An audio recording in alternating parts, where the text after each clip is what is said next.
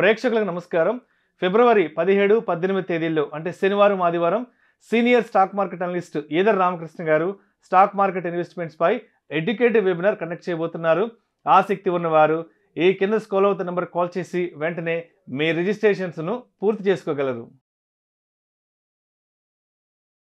Sir నమస్తే sir, either Ramakrishna గారు. నమస్తే అండి సార్, ఈదర్ రామకృష్ణ గారు, 2023 సెకండ్ హాఫ్ నుంచి మార్కెట్లో మంచి బుల్ ర్యాలీ వచ్చింది. సో ఈ బుల్ ర్యాలీని చూసి మార్కెట్లోకి కొత్త వాళ్ళు చాలామంది వచ్చారు. సో ఈ వచ్చిన కొత్త వాళ్ళు ఎవరైతే ఉన్నారో వీళ్ళంతా ఎఫ్&ఓ ట్రేడింగ్ చేస్తూ రకరకాల ఇబ్బందులు పడుతున్నారంట. ఏంటి అసలు కొత్త వాళ్ళ పరిస్థితి ఎలా ఉంది ప్రస్తుతం మార్కెట్లో? తాకట్టులో ఉన్న బంగారాన్ని విడిపించి ఆ రోజు ఆన్లైన్ రేటుకే మేము కొంటాం. Sharma gold company. ముఖ్యంగా ఎఫ్&ఓ సెగ్మెంట్ అండి, ఫ్యూచర్స్ అండ్ ఆప్షన్ సెగ్మెంట్లో మనం ఇప్పుడు టెర్మినల్ కానీ అంటే మన వెబ్సైట్స్ కానీ యాప్స్ కానీ ఓపెన్ చేయగానే ఒక స్టాండర్డ్ డిస్క్లైమర్ వస్తుంది. ఏంటంటే ఎఫ్&ఓ మార్కెట్స్ కానీ ట్రేడింగ్ కానీ చాలా రిస్క్తో కూడుకునేవారు. అంటే ఒక సిగరెట్ ప్యాకెట్ మీద ఎలాంటి స్టాట్యూటరీ వార్నింగ్స్ ఇస్తున్నారు, అట్లాగే ట్రేడింగ్ కూడా చాలా రిస్క్ అని చెప్పేసి సెబీ ఇవ్వడం జరిగింది. సో ఆ రిస్క్ని మనం అర్థం చేసుకుందాం అండి. అంటే లాస్ట్ ఇయర్ ఒక డేటా ఇచ్చింది సెబీ, దాని మీద కూడా మనం వీడియో చేయడం జరిగింది. అవునవును. సో ఆ డేటాలో 91% ఆఫ్ ద దాదాపు 89% ఆఫ్ ద ట్రేడర్స్ నష్టపోతున్నారు. కానీ ఆ డేటాని మనం చూసినప్పుడు అసలు ఎంతమంది యాడ్ అయ్యారు, ఎంతమంది అంటే జస్ట్ మనం క్లుప్తంగా చూస్తే ఒక కరోనా ముందు 7 లక్షలుగా ఉండే ట్రేడర్స్ ఒక్కసారిగా 44 లక్షల దాకా పెరగడం జరిగింది. ట్రేడర్స్ వరకే. Investors accounts, unique demat accounts అయితే 8 కోట్ల చిల్లర అకౌంట్స్ ఇప్పుడు మనకి ఉన్నాయి ఇండియాలో సిడిఎస్ఎల్లో. అంటే అన్ని కోట్ల అకౌంట్స్ ఉన్నాయంటే వాళ్ళల్లో దాదాపుగా 45 lakhs మంది ట్రేడర్స్ ఉన్నారు. సో అందరూ దాంట్లో కొన్ని స్టాటిస్టిక్స్ కనుక చూసినట్లయితే 89% ఎంత నష్టపోతున్నారు యావరేజ్న? కేవలం 1,10,000 రూపాయలు మాత్రమే యావరేజ్ నష్టపోతున్నారని చెప్పారు. అట్లాగే విన్ అయిన 11% పీపుల్ యావరేజ్ ఎంత సంపాదించారంటే కేవలం 1,50,000 మాత్రమే సంపాదిస్తున్నారు. సో దీంట్లో ఎవరైతే 11% పాపులేషన్ ఉన్నారో సంపాదించే బ్యాచ్, వాళ్ళకు కూడా చాలా మందికి అల్టిమేట్గా నష్టాలే ఉంటాయని నేను భావిస్తాను. ఎందుకంటే కేవలం 1,50,000 అనేది అది గ్రాస్ నెంబర్. ఖర్చులు రాసుకోవట్లేదు. ఖర్చులు రాసుకున్నాక తర్వాత ట్యాక్సులు కట్టిన తర్వాత లేదా అసలు ఒక వ్యక్తికి 1,50,000 ట్రేడింగ్లో సంపాదిస్తే యావరేజ్న చాలామంది యావరేజ్ కింద ఉంటారు. 10,000 వచ్చినోడు కూడా సక్సెస్ఫుల్ ట్రేడర్ అని సెబీ చెప్పచ్చు.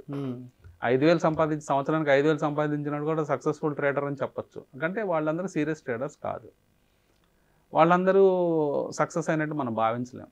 ఇక్కడ సింపుల్గా ఒక మ్యాథ్ మనం చేస్తే ఫెయిల్ అయిన 89%ని 1.1 lakhsతో మల్టిప్లై చేస్తే ఒక 50,000 దరిదాపు ఒక 50,000 కోట్ల రూపాయల నష్టం అనేది జరిగింది. గెలిచిన 11% క్రౌడ్ కనుక 1,50,000తో మల్టిప్లై చేస్తే కేవలం 5,000 కోట్ల రూపాయలు మాత్రమే వస్తుంది. ఇది మనము గమనించాల్సిన అంశం అన్నమాట. అంటే అందరూ ఏమంటారంటే ఆప్షన్స్ ట్రేడింగ్ కానీ ఫ్యూచర్స్ అండ్ ఆప్షన్స్ ట్రేడింగ్ కానీ ఇదంతా జీరో సమ్ గేమ్ అని చెప్తారు బ్రాడ్గా. జీరో సమ్ అంటే ఎవరికి ఏమి రావు, అంటే గెలిచినవాడు ఓడిపోయినాడు దగ్గర తీసుకుంటాడు, అంతే కదండి. అంటే ఒక గెలిచిన ట్రేడర్ అంటే ఒక విన్ అయిన ట్రేడరు లూజ్ అయిన ట్రేడర్ దగ్గర తీసుకుంటారు. కానీ ఇక్కడ మనకి ఏమైంది, 50,000 కోట్ల రూపాయలు జనాలు పోగొట్టుకుంటుంటే కేవలం 5,000 కోట్ల రూపాయలు మాత్రమే విన్నర్స్ గెలుస్తున్నారు. అంటే 45,000 కోట్ల రూపాయలు ఎక్కడికి పోయింది? ఇది ఎవరు ఆలోచించడం లేదు. ఇది ఆలోచించాల్సిన విషయం. 45,000 కోట్లు ఎక్కడికి పోతుందంటే మీరు ఓవర్ ట్రేడింగ్ చేయటం వల్ల పోతుంది. ఓవర్ ట్రేడింగ్ వల్ల ఏమవుతుందంటే ఛార్జెస్ చాలా పడతాయి. బ్రోకరేజ్ ఛార్జెస్ కావచ్చు, జిఎస్టీలు కావచ్చు, లేకపోతే ఎస్టీటీ కావచ్చు, తర్వాత SEBI charges, turn over charges, clearing charges, ఇట్లా ఒక 7-8-9 హెడ్స్ ఉంటాయి ఛార్జెస్ వరకే. ఎవ్రీడే అవి పడుతూనే ఉంటాయి. నేను మాట్లాడేది ఇన్కమ్ ట్యాక్స్ గురించి మాట్లాడట్లేదు. ఫైనల్గా మీరు లాభం సంపాదించిన కట్టే ట్యాక్సులు కాదు. ఇప్పుడు ఏదైతే మనం ఛార్జెస్ గురించి మాట్లాడామో జనరల్ ట్యాక్సెస్, జిఎస్టీ లాంటివి, ఎస్టీటీ లాంటివి, లేదా బ్రోకరేజ్ కానీ ఇవన్నీ కూడా 45,000 కోట్ల రూపాయల అకౌంట్లో 40,000 కోట్ల రూపాయలు ఈ రూపంలో వెళ్ళిపోతున్నాయి. అంటే మేజర్గా ఎక్కడికి వెళ్తున్నాయి అంటే ఒక ప్రైవేటు సెక్టార్ అంటే ప్రైవేట్ అండ్ బ్రోకర్స్కి ఒక 10,000 కోట్ల రూపాయలు, అయితే 10,000 కోట్ల కంటే తక్కువ ఒక 7-8,000 కోట్ల రూపాయలు బ్రోకర్స్కి వెళ్ళినా రెస్ట్ ఆఫ్ ద అమౌంట్ గవర్నమెంట్కి వెళ్తుంది. అంటే వివిధ ఏజెన్సీస్కి, central government, state stamp duty కూడా ఉంది దీని మీద. స్టాంప్ డ్యూటీ ఇవన్నీ ఓవర్ ట్రేడింగ్ వల్ల జరుగుతున్నాయండి. అంటే అందరూ అల్టిమేట్గా మీరు మీ బ్యాలెన్స్ షీట్ కన్నా చూసుకున్నట్లయితే, లెడ్జర్ కన్నా చూసుకున్నట్లయితే మీ ఛార్జెస్ ఎక్కువ ఉండే అవకాశాలు ఉన్నాయి.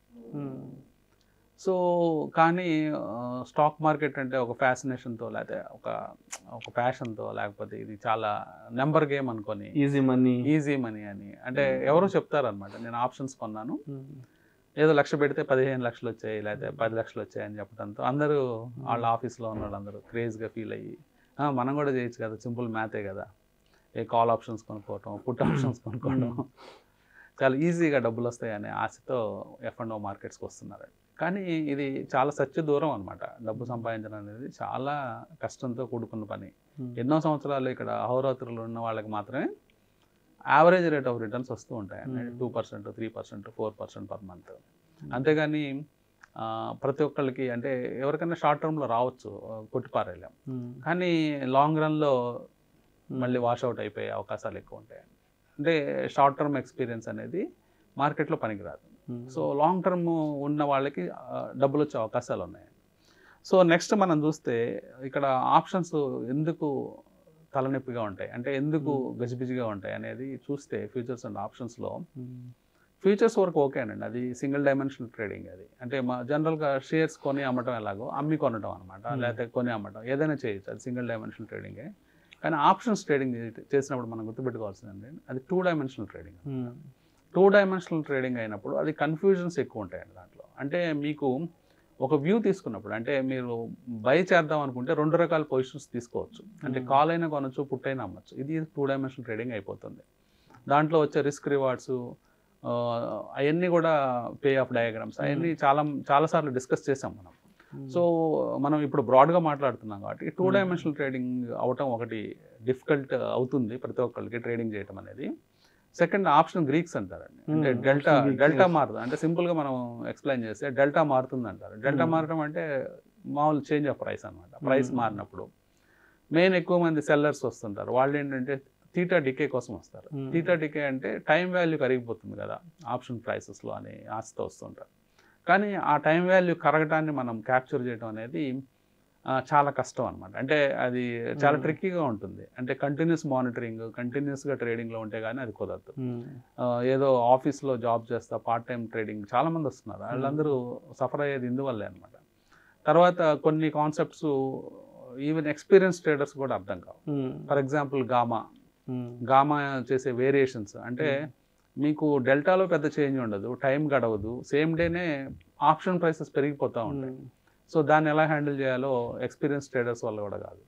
తర్వాత ఐవి అనమాట, ఇంప్లాయిడ్ వాలటిలిటీ పెరగటం, ఇవన్నీ కూడా ఆప్షన్స్లో చాలా ఇవన్నీ కాంబినేషన్స్లో మారుతూ ఉంటాయి.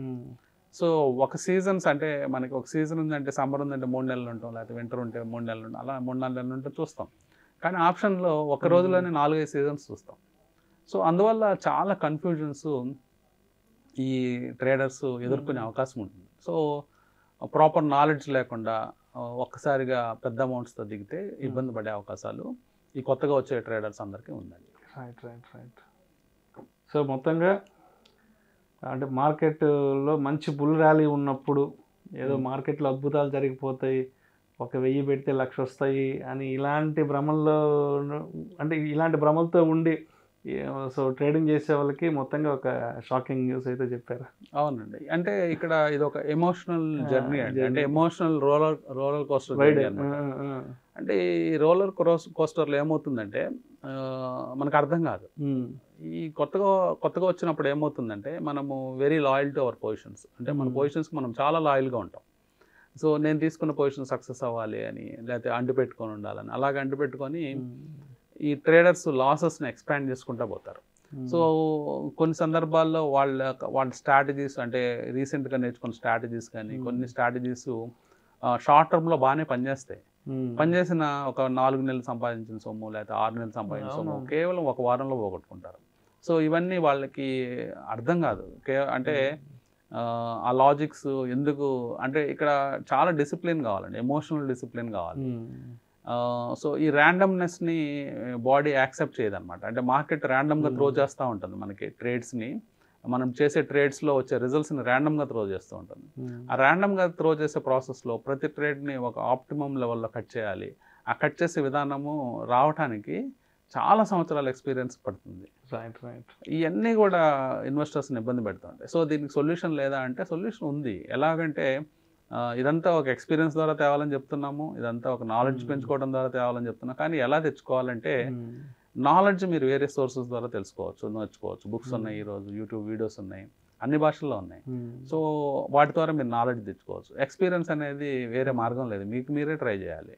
కానీ ఈ ఎక్స్పీరియన్స్ తెచ్చుకునే ప్రాసెస్లో మీరు మీ లిమిటెడ్ సోర్సెస్ అంటే మీరు అంటే ఎక్కువ రిసోర్సెస్ మనీ రిసోర్సెస్ వాడి చేయొద్దు. మీరు సింపుల్గా ఒక లాట్తో చేయండి. ఒక సింపుల్ ఒక ఇండెక్స్లో ఒక లాట్తో ట్రై చేయండి. మీ డిసిప్లిన్ అంటే మీరు ప్రూఫ్ ఆఫ్ సక్సెస్ చూసుకోండి. అంటే మీ లెడ్జర్స్ ఒక 6 నెలలు సంవత్సరం పాటు గ్రో అయిన తర్వాత చిన్నగా 2 లాట్స్ 3 లాట్స్ 5 లాట్స్ అట్లా పెంచుకుంటూ వెళ్ళొచ్చు. సో మీకు ఆ ఎమోషనల్ డిసిప్లిన్ వచ్చిందా లేదా అనేది ఎవరు చెప్తారంటే ఎవరు చెప్పరు, మీ లెడ్జరే మీకు చెప్తుంది. సో అది కనుక మీరు ట్రాక్ చేసుకొని మీ లెడ్జర్ని మీరు మీ లెడ్జర్ షైన్ అవుతున్నప్పుడే మీరు పొజిషన్స్ చిన్నగా పెంచుకుంటూ సో మీ ప్రూఫ్ని మీరే రికార్డ్ చేసుకోవాలి, మీరే నోట్ చేసుకోవాలి. అంటే మీ సక్సెస్ ప్రూఫ్ అనేది. సో అట్లా చేసుకున్నప్పుడు మాత్రమే మీరు లాంగ్ రన్లో సర్వైవ్ అయ్యి డబ్బు సంపాదించే అవకాశాలు ఉంటాయి. అంతేగాని రాగానే దిగ్గానే ఒక 10 లక్షలు 20 లక్షలు తెచ్చేసి సింపుల్ నెంబర్ గేమ్ అనుకుంటే మాత్రం మోసపోయే అవకాశం ఉంది. Right. Thank you so much Eedara Ramakrishna గారు. థ్యాంక్ యూ అండి. మార్కెట్లోకి కొత్తగా వచ్చి F&O చేసే వాళ్ళకి తగు సలహాలు సూచనలు తెలియజేశారు. Thank you so much sir. Thank you.